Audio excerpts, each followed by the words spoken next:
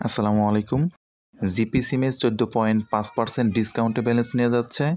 চলুন জেনে নেওয়া যাক কীভাবে ব্যালেন্স নেবেন, কতদিন চলবে এই অফার, কারা কারা পাবে, সতর্কতাগুলো কী কী। সর্বপ্রথম দেখে নিন কীভাবে ব্যালেন্স নিতে হয়।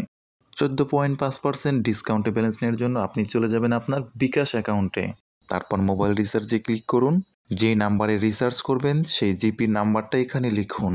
অপারেটর সিলেক্ট করুন জিপি।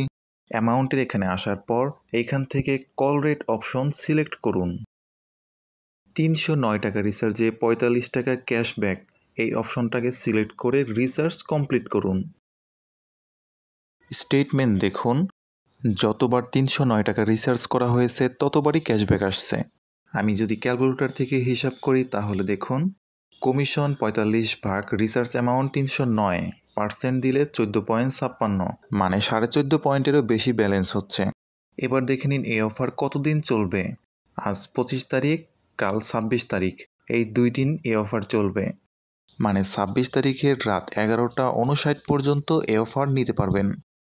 আপনার যে অপারেটরে বিকাশ অ্যাকাউন্ট খোলা থাকুক না কেন, আপনি যে কোনো জিপি নাম্বারে রিচার্জ করে দিলেই ক্যাশব্যাক পাবেন।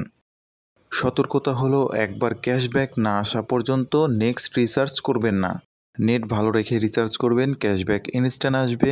যদি কখনো একবার ক্যাশব্যাক আসা মিস হয় তাহলে ওই ক্যাশব্যাকের জন্য অপেক্ষা করবেন।